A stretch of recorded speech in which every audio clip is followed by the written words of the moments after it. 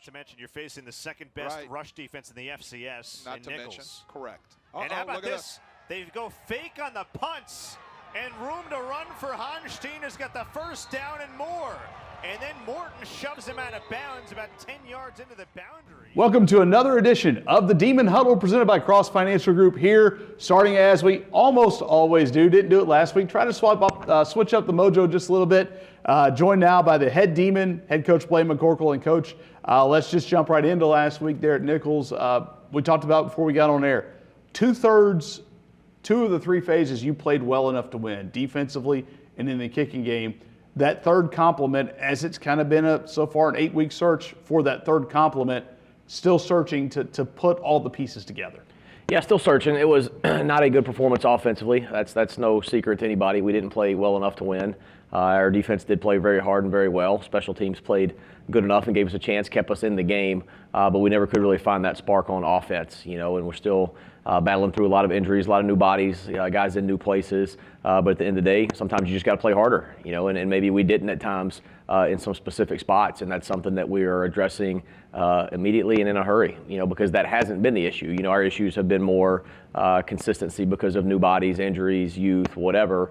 But at the end of the day, you got to show up and play. And as a whole, our team is playing extremely hard. I'm very, very proud of our effort all year long as a whole as a team. But there were a few key spots, not all on offense last week, that maybe didn't have the effort that we need to win.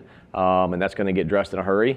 And there's no better way to address that than with competition. And we're going to give some new guys some opportunities that maybe are still young, maybe still not ready. But if you're going to go in there and play hard, we'll let you go in there and play hard, because rule number one at Northwestern State football on the field is play hard. We're going to do that. Anything less than that's not acceptable. So those are things that we're going to address. And again, it hasn't been an issue to this point. Our issues have been other things, but we're going to address that in a hurry and get it right. Yeah, even if you play hard and make a mistake, you can live with that. You That's make right. a mistake by commission, you don't want to make a mistake of omission. Yeah, that's exactly right. You're starting to sound like my wife now.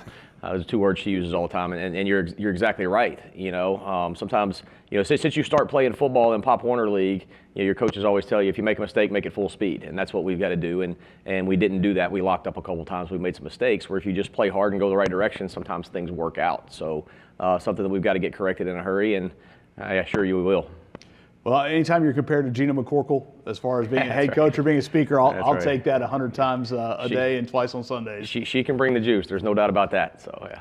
May need to get her here before some of these to kind of wake us up. But that's right.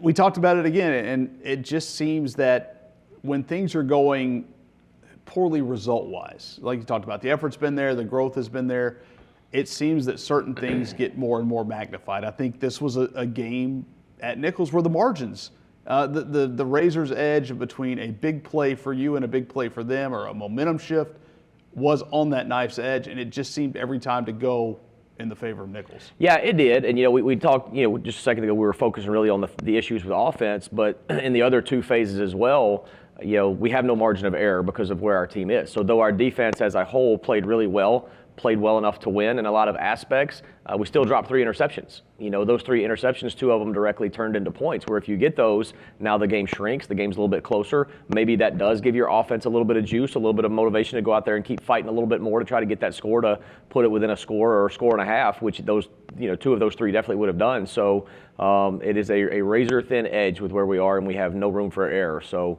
that's why the effort piece is so vitally important to continue to get right. We've talked about growth. We've talked about effort.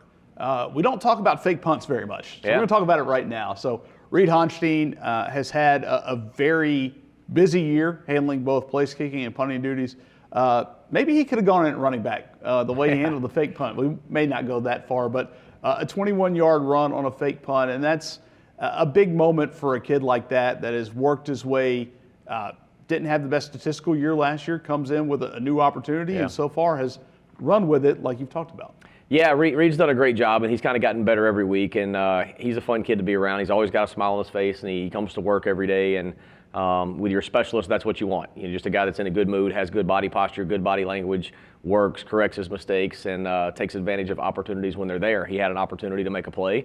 We kind of knew it was there, something that we can green light him on, if he sees it, and he saw it and he took advantage of it. And that's what we need more people to do, is not be afraid to make a play, So good for Reed. He's a lot of fun to be around, and He had a great week this week. He was on the field a little bit too much, but we need him on there kicking extra points and not punting, and that's something we've got to get corrected. But I'm real proud of Reed and what he's done for us. You talked about it, and we've talked about your career as a deep snapper at LSU before on this show and throughout your time here, but is there a special bond between you specialists, even though you're not maybe not No. a former specialist? But... No, yeah, not at all. I was one because I didn't have a choice because God only gave me certain abilities. If I could have played Mike linebacker or left guard, I would have much rather done that. But the good Lord decided for me to stop growing at 5'11" and 205, so that's what I did. And that was one of those big kind of battles I had with myself when I went to college is, do I go somewhere smaller and try to play fullback or linebacker and do that deal, or do I try to chase that big stadium deal? And that's what I did, and it worked out. And I loved it. Some of the specialists we had at LSU and they are my best friends to this day. But I was also the guy that once I kind of did my thing, I went and hung out with the O-line. I'd put my helmet, shoulder pads aside and help the O-line coach do some drills or whatever, and that was a pretty special time for me to help me start my coaching career while I was playing, so it was a pretty neat deal. But no, those guys are a unique role, and I think I do have a unique perspective, so maybe I approach them a little bit different than some head coaches do. Maybe sometimes I may be a little harder on them than some head coaches might be, but for the most part, I just try to stay away from them and let them do their job, because that's the best thing. If they're doing their job, leave them alone. You can't coach those guys too much, because they're the one position on the field that knows more about their position than the coach probably does, so you got to let them work through it. Some of us would like to have gotten to 5'11", just saying here. I hear you. Maybe a little bit of hair that would have helped. But yeah. I was 6'2", and then I started long snapping, and I ended up at 5'11". Got knocked down a little bit. Yeah, I got knocked down a lot. Well, we've kind of interesting thing for me this week, and I don't know how much you and I talked about this. Nichols doesn't have a lot of room upstairs. So I got the joy of sitting next to Justin Williamson for 60 minutes of a football game. He's on 10 all day, isn't he? That's why he's on my staff, because he brings great energy. He's passionate. He's intense. He's really smart. He works really hard. And that's what we try to get. All of our coaches bring different traits to the staff, and you don't want all of your coaches to be exactly alike. You got to bring different personalities and be who you are. But the thing I love about him being our special teams coordinator, linebacker coach, is he kind of personifies those positions. I mean, he's intense. He's wide open. He's passionate. He hates to lose. He hates to lose, as we all do. And he does a great job. So I'm sure you got an education sitting next to him, I'm sure. It was very interesting to me to see that, just even as a defensive coach, recognizing maybe what the opposing defense is doing against your offense. Right. You don't maybe think about that sometimes. Yeah, and that's a real thing, and that's what you want out of your staff. We talk about complementary football on the field, but our staffs have to be complementary too. And if they see something on defense that might help our offense, or if our offense sees something that a defense is doing that might help, you want to have that good share of ideas. That's just something that comes a lot of times in the offseason when you do your self-scouts. You kind of swap ideas, you talk ball, and one thing in our coach's manual that we actually preach and talk about all the time is, if you want to be a good defensive coach, study offensive football. If you want to be a good offensive coach, study defensive football, because you understand what you're preparing to attack. And Jay Will's very good at those things, and he studies football, and I'm hoping that he's with me for a very, very long time. But I think he's a guy too that's got an incredible career ahead of him.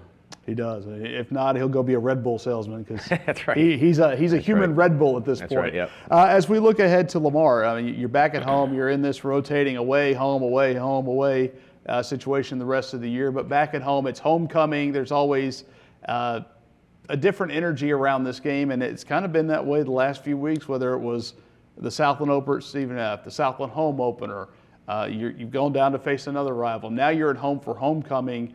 And again, with such a young group, things to teach them about how to handle, again, a different set of emotions going into a football game.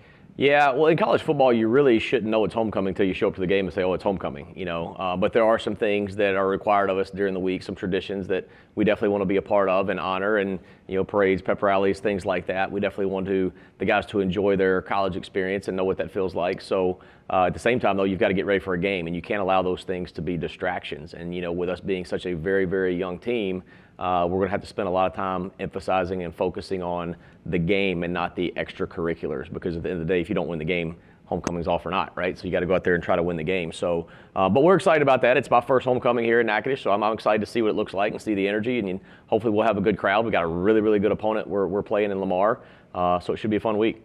We talked last week, you talked about how Nichols has built their program, what Coach Tim Rebo's done, which great to see him again Saturday after the game and speak to him before. When you look at what Pete Rosamundo's done down there at Lamar, I think, and maybe this is just a naked eye, and maybe it's because for so long we saw 50, 60 passes a game seemingly every week. I think there's maybe some elements there that, again, you may like to draw from when you build this program. Absolutely. And I talked a lot last week about how Coach Rebo is kind of the one that I admire the most in the conference, that I kind of want to model the whole program and the mindset and the culture after what he's done. But I think if you look at the coaches in the conference that probably I'm the most similar to, it's probably Pete Rosamondo. You know, he's a old offensive line coach from the Northeast. You know, I'm from the Deep South. I grew up in the Deep South. That's why I wanted to get back here. But I did cut the majority of my coaching teeth as an offensive line coach in the Northeast. And when you see offensive line coach from the Northeast and you see some of the schools that he's been at, kind of like some of the schools that I've been at, that says something to me. That means his players are going to be sound, they're going to be tough, they're going to know what to do, they're going to be well coached, and they're going to play hard. So I think there's probably a lot of crossover similarity in personality, style of play, style of the way we view the game is probably very, very similar. And when I watch their film and I kind of see what he's done there in his 2 short years, yeah, that's exactly it. That's exactly what we want to do and what we want to build. They're big, they're physical, they're sound, they play hard.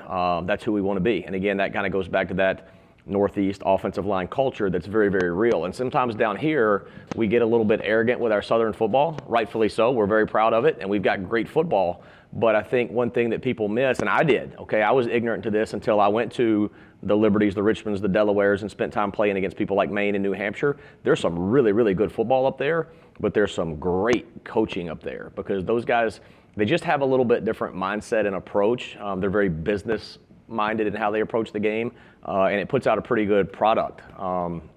So he's even got a good haircut. You know, we got the same haircut, so I like and appreciate that. You know, I'm not Italian, he is, but I married one.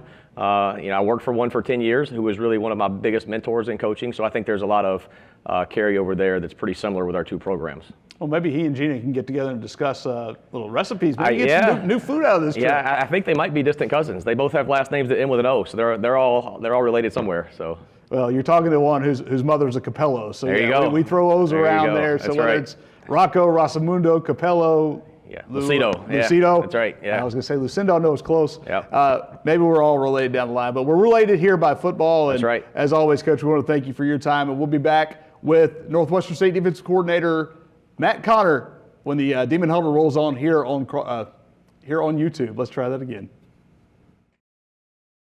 Super One Foods is proud to be named the official grocery store of the Northwestern State University Demons. No matter where you gather to watch the game, we've got everything you need at Super One Foods, all at super low prices. Plus, you can order online and enjoy same-day pickup with our convenient curbside service. Talk about a game changer. Score big when you shop at Super One Foods, your official NSU Demons grocery store. Welcome back to the Demon Huddle presented by Cross Financial Group here on YouTube. Joined now, as we are every week, by Northwestern State Defensive Coordinator Matt Connor. And Coach, from the basically 17 minutes into the game, from that point on at Nichols, Northwestern defense really kind of grew up. Yeah, they did. I was really, really proud of how they played and how they were able to maintain that level of play through the game. Obviously, there's some missed opportunities there and some things that we got to correct on the film, and we will, you know, but just really, really encouraged by their willingness to show up and give that type of effort and play with those guys for 60 minutes. It seems like every week Coach McCorkle talks about this, and especially the last 3 weeks and going into the final 4 games of the season, it'll probably be a lot of the same. But as you guys continue to fold in new faces, guys like Hayden Jenkins, who got his first appearance of the season, played really well Saturday down at Nichols. What's that like as a coach trying to fold so many newcomers in? Because, yeah, you want to build depth, but I'm sure there's a part of you that would like to have an 11 out there that is pretty steady. Yeah, it is, and you're right. Hayden saw his first action Saturday and did an unbelievable job. I think we talked in the defensive staff room after the first series he was out there. I don't think anybody could have told you he was a freshman getting his first college football action. He stepped in there and did a great job, played hard, looked like he knew what he was doing. And but you're right, it is very, very, if we could all have it our way, we would have the same 11 out there every week because you can really, see things grow and progress. I think for us as coaches, when you know that you're going to fold over a new player, 2 new players, 3 new players, whoever it might be, we have to do a good job of assessing what we can do. As far as scheme, what do we need to carry with us that week? The game plan naturally might shrink a little bit because the worst thing you can do is get a young player out there who's probably already thinking to begin with and load him down with a bunch of stuff that he's got to remember and a bunch of things that he has to go through. And we really tried this week. We knew we had some guys getting their first starts and some freshmen really playing in their first ball game in their college career. And we tried to shrink the playbook down a little bit and just let them line up and play fast. Line up and play fast, give ourselves a chance. The guy that's given other people chances through the first 8 games has been Johnny Mitchell. Yeah. He's been the guy, he's the biggest of the big uglies out there on the defensive front. But a little different chance for him to see a little different side of the ball. Starting at fullback in that first play, he also converted to 3rd and short. As the primary side of the ball, when you've got a guy on that and coach comes to you and asks you, hey, we want to do this with Johnny or whoever it may be, what's the first thought? Well, if the head coach comes, he's really not asking. That's kind of the first thought. This is his football team, and right, wrong, or whatever. I mean, if he comes and needs Johnny to go run the first play of the game, then he's going to get Johnny to go run the first play of the game. That's just kind of how it works. But it's really cool that you get guys like that. Johnny's, he's balled in, and he just gets out there and battles every week. And we all know that position's not going to jump off the stat chart for you. But it's really cool to see a player like that who's got so much buy-in and just never complains and just show up and works every day to kind of get a bone thrown his way. And I appreciate Coach for doing that. What was it like watching that from your standpoint? I mean, I wouldn't want to be anyone standing in front of him with no head start, let alone 2 or 3 yards. Yeah, I mean, it's impressive. I think the one no one will see that I saw, as big as he is, we handed him one off in practice and he kind of stumbled and he went all the way to the ground and caught himself with his hand and stayed on his feet and got up and kept running. There's a lot of 200-pound running backs that can't do that consistently, and here he is at 360, we'll give him that, able to maintain that type of balance and athleticism. He really is special. Let me go back to some of that track background. Throwing, I mean, you're spinning around, throwing a discus or throwing a shot put. That's right. Could be that. You don't put your hand down there, but one of the guys that did jump off the stat sheet this week probably had his best all-around game since coming here is Landry Huddleston. Yeah. And I know that's no surprise to you guys and everyone that came with Coach McCorkle from Belhaven, but he's grown maybe as much as anybody within the system, even though he did have a 2-year head start. Yeah, he did, and you see some of that 2-year head start in him when you compare him to some of the other guys out there. I hope that's encouragement to people.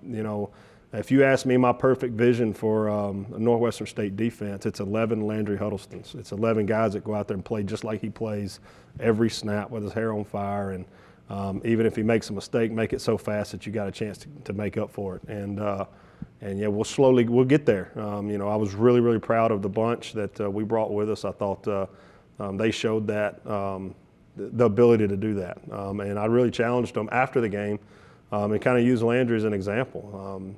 You don't have to wonder what it looks like to play in this defense. You get to watch it. And Landry had with that 2-year head start. He's a great example for the guys that are still kind of trying to figure this thing out. Is just go watch him. We'll go watch how he plays and the intensity and the effort that he plays with, and that's exactly what we want.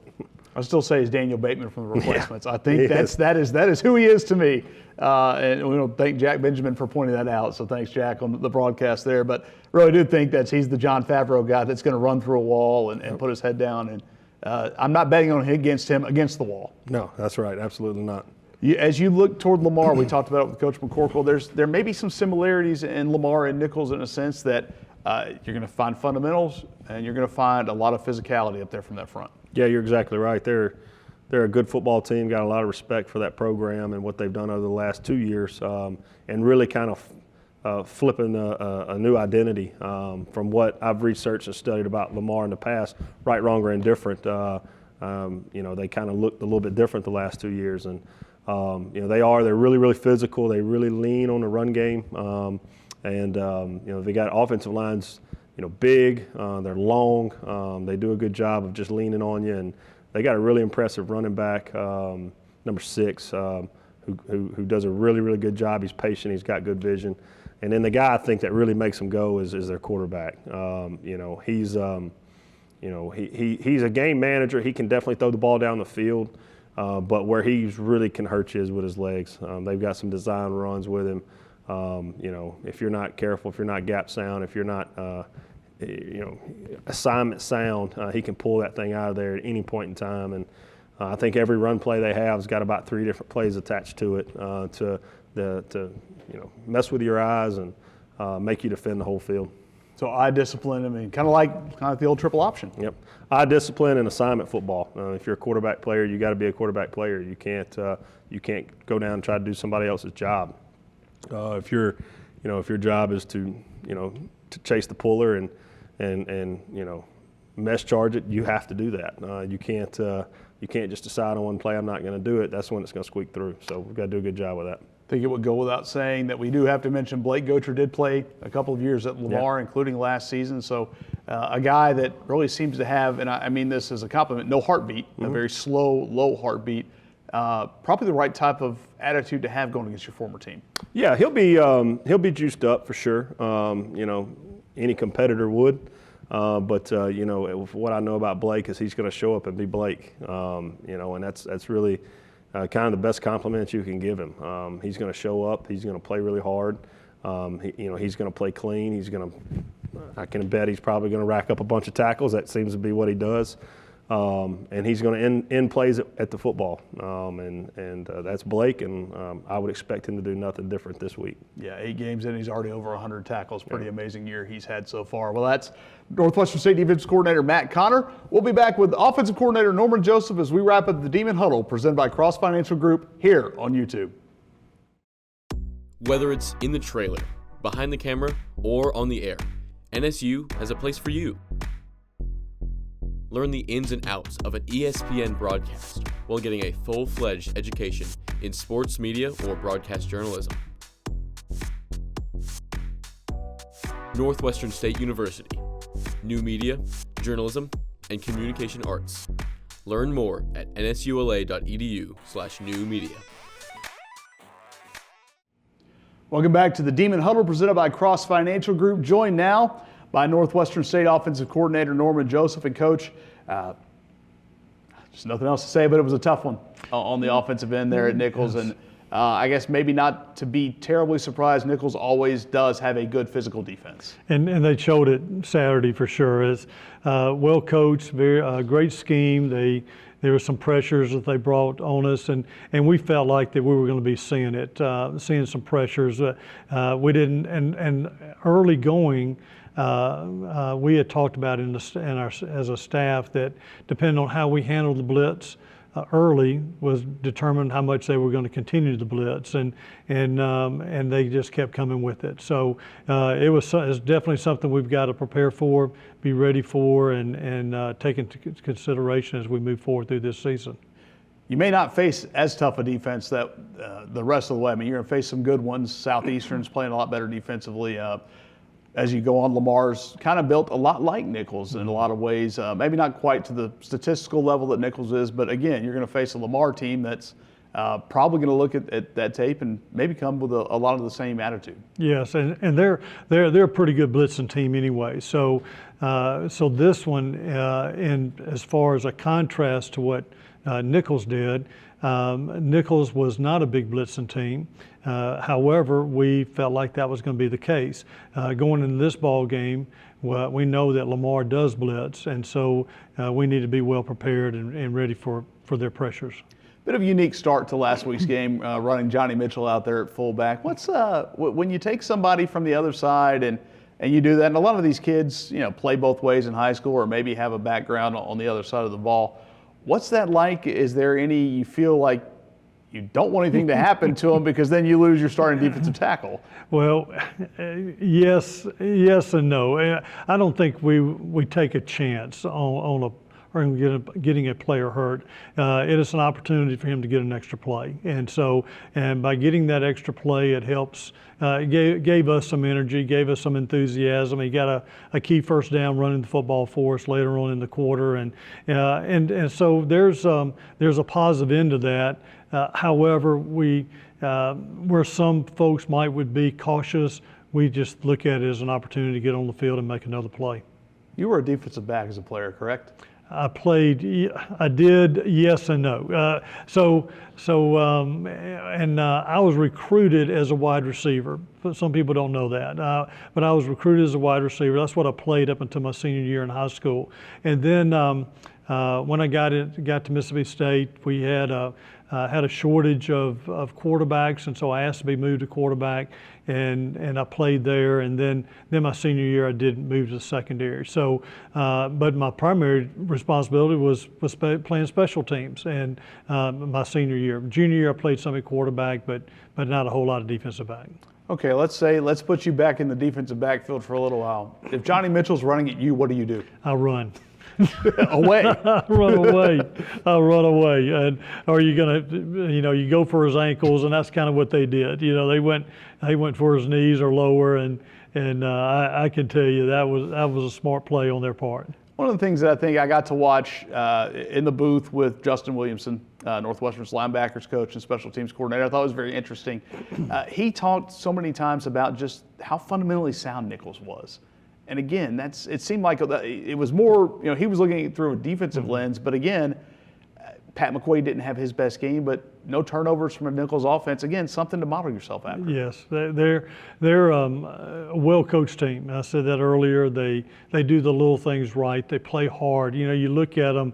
They're a great effort team. They know how to play hard. They play together, and they depend on each other. So even though each man has his role and has his responsibility, the others depend on him to make those plays. And Nichols has shown that through the years. That's the reason they're one of the leading, if not the leading, team in our conference with conference championships in the last 10 years. And so it's definitely a program to watch and a model, and to see how we improve through the years.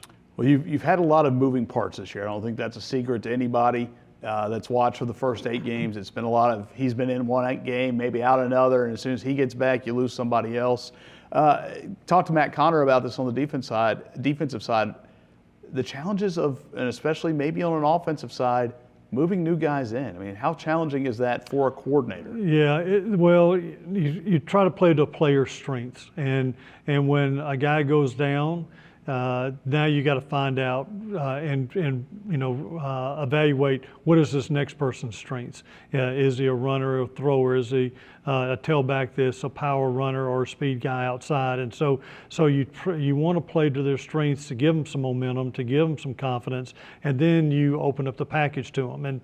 And so there are some difficult decisions to make and some evaluations to make, and sometimes that creates some inconsistencies.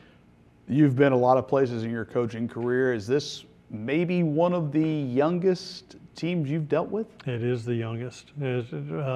We mentioned this last week about having 7 or 8 freshmen or redshirt freshmen on the field at one time, and the same thing happened this past ball game with as many as 7 on the field, and so we know that there's some bright days ahead. We're hoping that they come real soon, and that through the hard work that these guys are giving, that they'll receive some benefits and reap some benefits. And so until that happens, we just keep pushing forward and keep moving. And it's kind of like what Coach McCorkle says: "We're one day closer to winning, to getting a win," and that's what our motivation is at this point.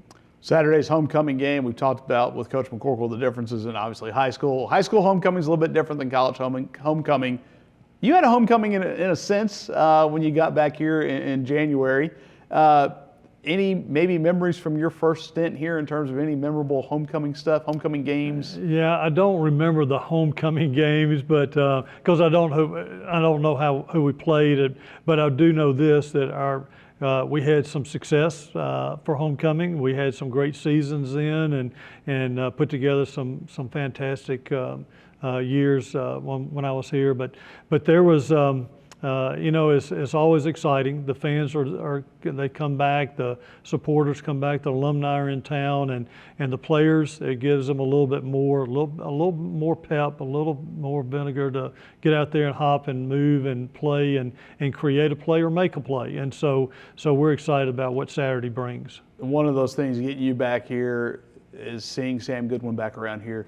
What's that relationship been like for you and him? To get back after all these years and see that Coach Goodwin's still around, and also to see how Blaine McCorkle has embraced him in terms of going back to even the white helmets, even the little details that kind of harken back to his time. Yeah, Blaine has done a great job of going back to those days and paying tribute to Coach Sam and what he did and what the legacy that he left. I mean, it's just been a phenomenal time to be back, for me to be back, to reconnect with him, and so many great memories, so many fond memories, and to be with him and then to see him continue to support this program, which I know he dearly loves.